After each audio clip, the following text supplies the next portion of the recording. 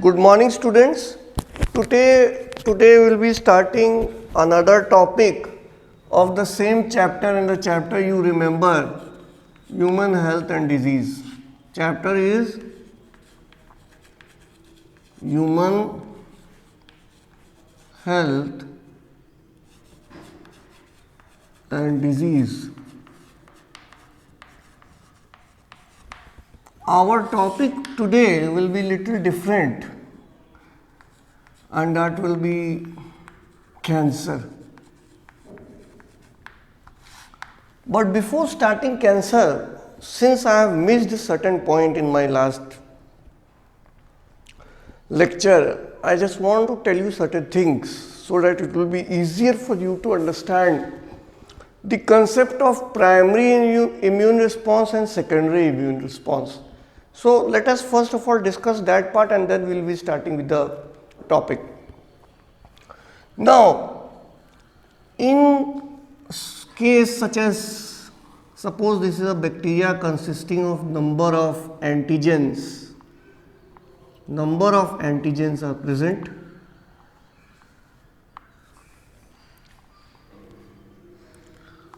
And this interacts with a B cell. This interacts with the B cell, and these are the receptors of the B cell. Receptors of the B cell. This is B cell, and this is microorganism.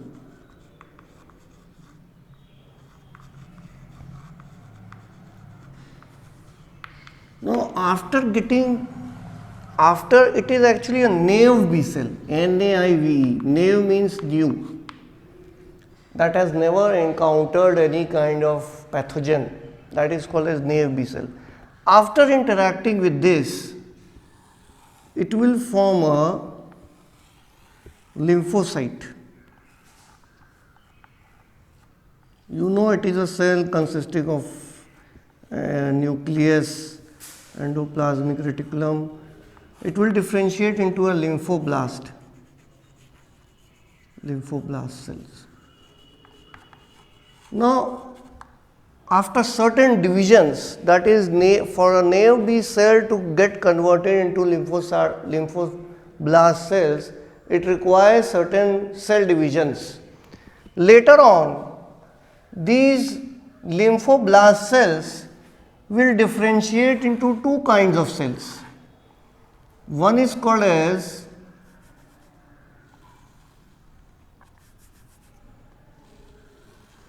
memory cell. Now this is memory cell.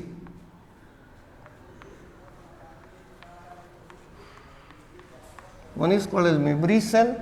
The other cell is called as secretory cell or plasma cell. This is the nucleus. This is the endoplasmic reticulum consist and other things. Now this secretory cell is responsible for synthesis, or you can say production of antibodies. Production of antibodies.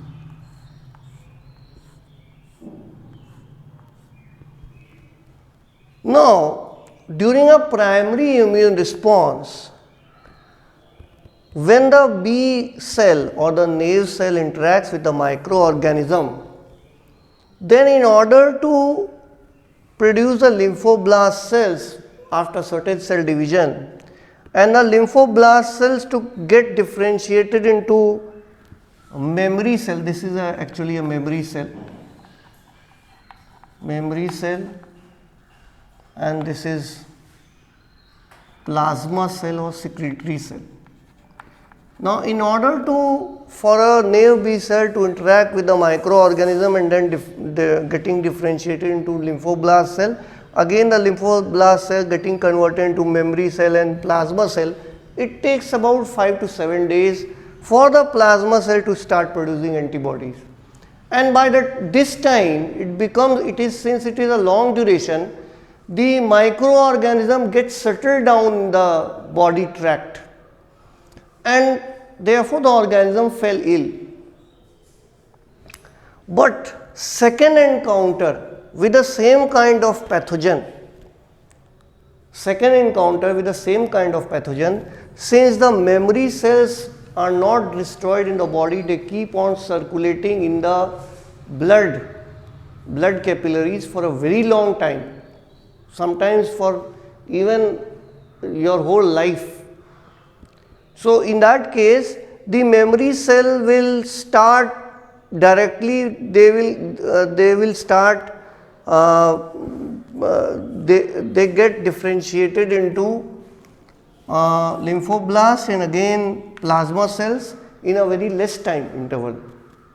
That will just take 1 or 2 days. And moreover, huge amount of memory cells are present. Huge number of memory cells are present. So the immune response is about 100 to 1000 times greater in this case as compared to the primary immune response.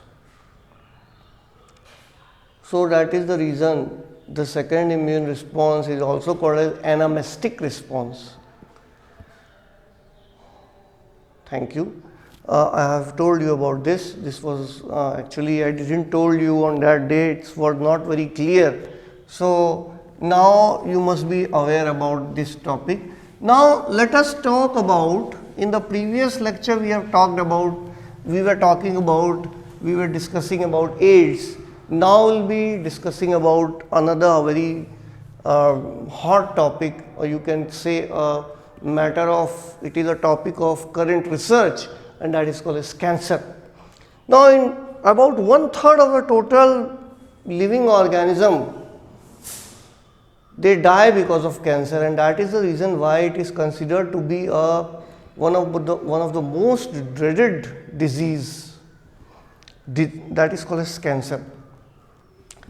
Now let me tell you certain things. See, in case of normal cell, what happens is, the normal cell has a coordinated and regulated cellular division. That means the cell will divide to produce another cell when there is a requirement. If there is no requirement, cell will not undergo any kind of proliferation, that is cell division. Proliferation means cell division. So without any requirement, cellular division does not take place, and that is the reason why I am saying that it is highly regulated and coordinated.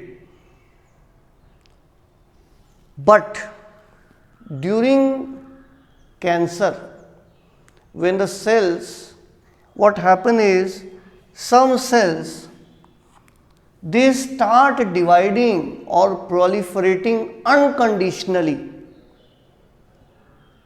that is without any reason. Then they will start producing certain enzymes or hormones which may be responsible for irregular metabolism. This is a condition in which the cancer can occur. Now let us see what are the conditions in which a healthy cell can be transformed into a neoplastic cell, or you can say cancerous cells. Okay. First is called as contact inhibition. This is the term which I would like to use. It is mentioned in your NCERT. Contact inhibition.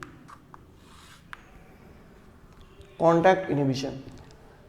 See, cells, normally the healthy cells, when they are in contact with each other, usually they do not divide. That will prevent their irregular cell division. It is observed that transformed or neoplastic cancerous cells do not obey this rule. They do not obey the rule of contact inhibition. They start to proliferate without any proper reason. That is called as unregulated proliferation of cells. They start to proliferate without any reason, and moreover they deprive the healthy cells from the nutrients which are present in the body. They start eating all the nutrients and they do not allow the nutrients to be eaten up by the healthy cells. So naturally the healthy cells will die. Now they start also accumulating at a place. The proliferation rate is very high in case of transformed cells. They start to occupy a place, and the accumulation of the transformed cells is called as tumors. Now the tumor can be of two kinds: benign tumor or malignant tumor.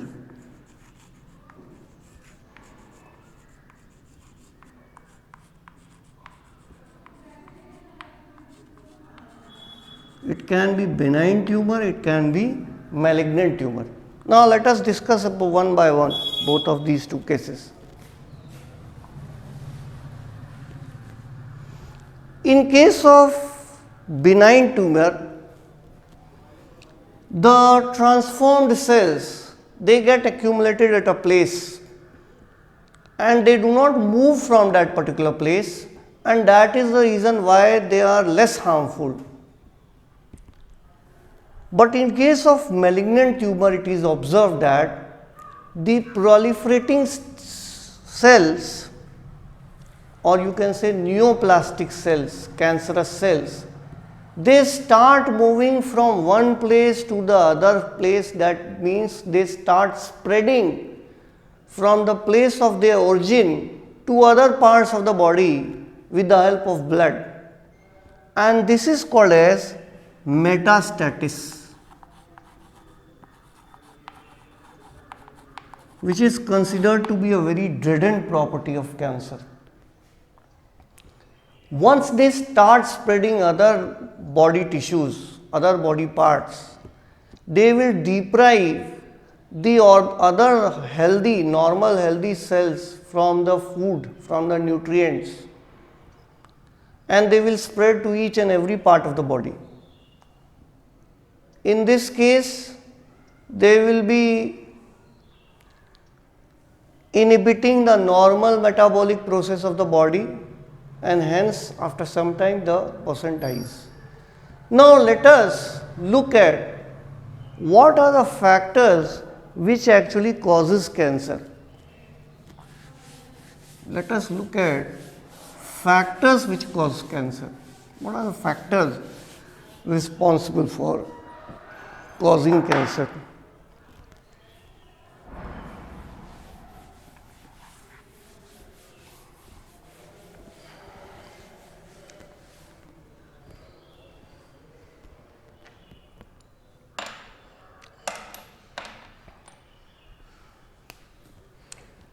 Factors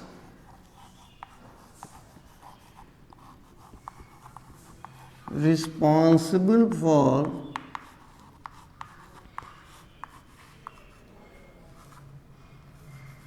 causing cancer. Now there can be many factors which can be responsible for causing factors. These factors are as follows: physical factors,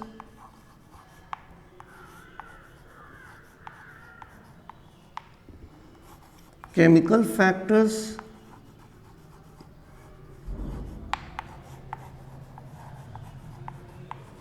and biological factors.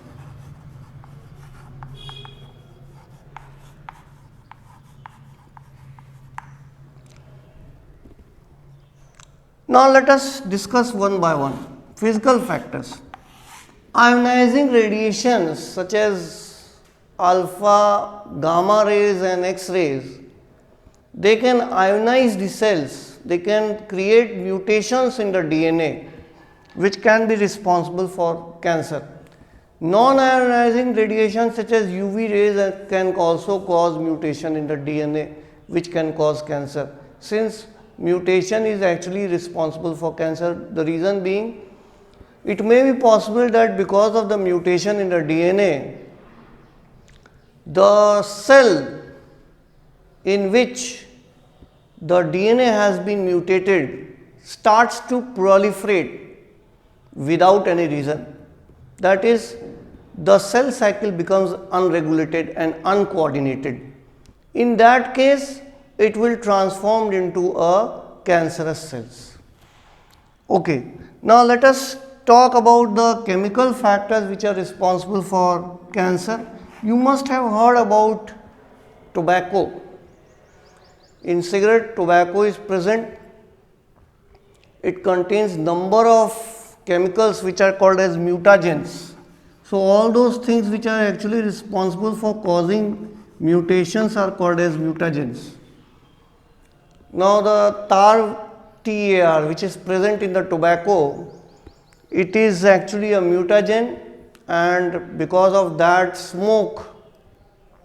cigarette smoking can mutate the DNA present in the cell and can be responsible for lungs cancer. Okay, now let us talk about biological factors which are involved in cancer. Now there are certain viruses, for example oncogenic viruses.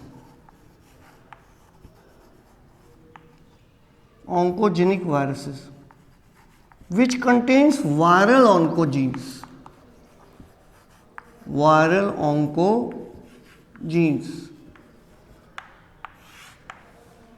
There are certain oncogenic viruses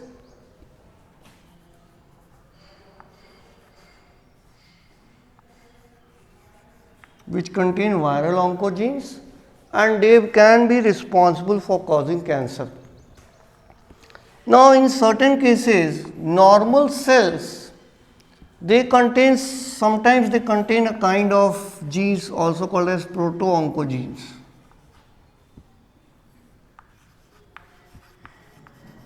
Or cellular oncogenes called as proto-oncogenes or cellular oncogenes, and they can be responsible for, they can very easily, when they are mutated or when they are activated, they can be easily transformed into cancerous cells. So those persons who have proto-oncogene or cellular oncogene, in certain persons, just a slight mutation in their DNA can be responsible for cancer. So these are all the causes of cancer. Now let us discuss about the diagnosis of cancer. Let us discuss about the diagnosis.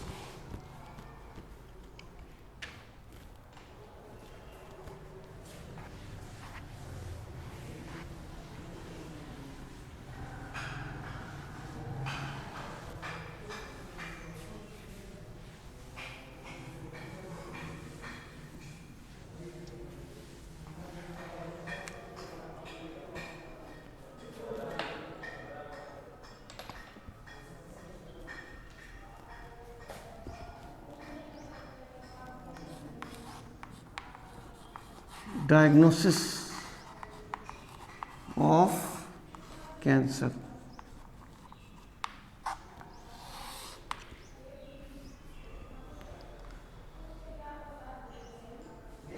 See, diagnosis of cancer, we can detect cancer with the help of by using X-rays. then X-rays can detect cancer, then with the help of computed tomography or with the help of MRI, that is called as magnetic resonance imaging.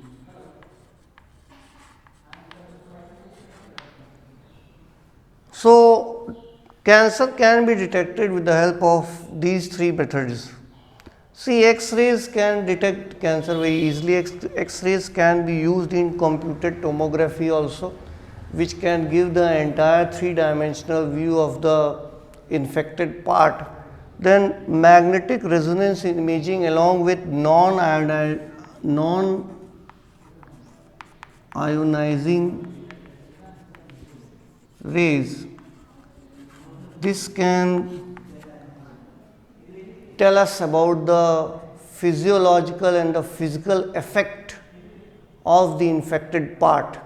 How much part has been affected and up to what level, up to what extent. So, this is the best form of diagnosis, that is called as MRI. In certain cases, suppose if we know or if we have a doubt that the part is cancerous, that part may have a cancerous cells, then those parts can be taken out. It can be cut and taken out. It can be stained with the help of a dye, and then they can be kept on a slide and studied with the help of a microscope. When the suspected part is cut and taken out, this process is called as biopsy. And when it is stained and studied, it is stained as well, it is kept on the slide and then studied with the help of a microscope, it is called as histopathological studies. So, biopsy along with histopathological studies are also very important for the detection of cancer. Now, while performing biopsy, a doctor should be very competent. Otherwise, the normal benign tumor will change into metastatic tumor. It has a probability of changing from benign tumor to metastatic tumor, and that is the reason why the doctor should be very competent while performing biopsy. Okay, now let us talk about the treatment of cancer. How the cancer can be treated.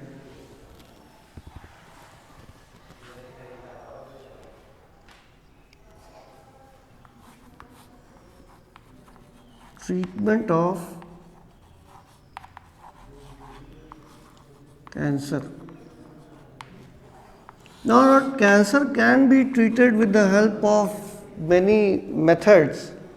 See, for example, surgery, chemotherapy,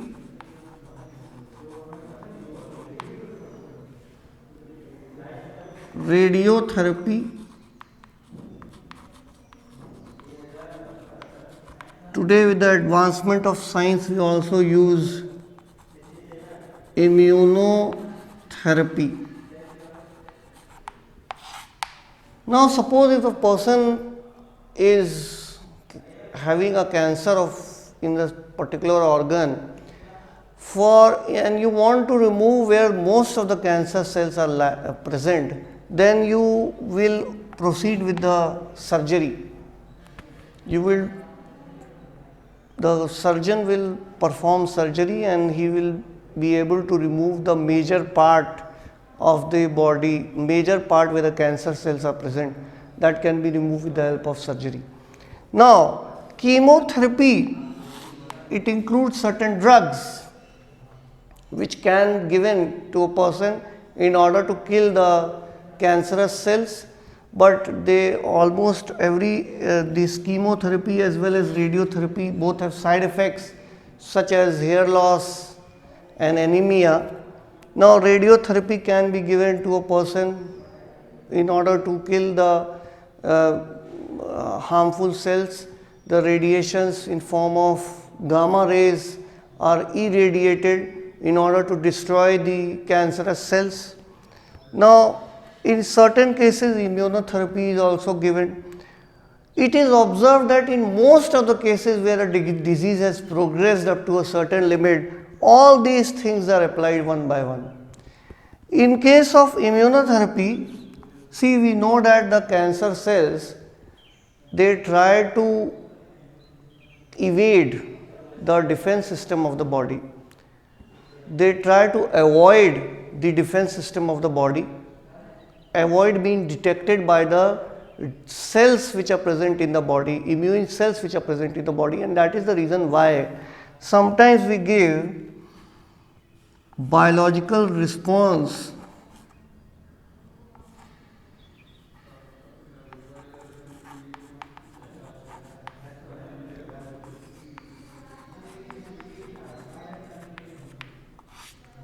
materials such as alpha interferons, biological response modifiers such as alpha interferons are given so that the immunity of the body becomes capable enough to find and destroy such kind of cancerous cells.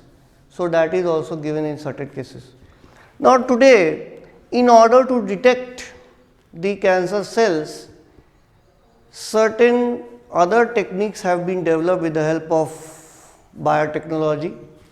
Now with the help of synthesized antibodies which can specially detect the antigens present in the cancer cells, these antibodies can destroy the specific antigens present in the cancer cells. They have been developed.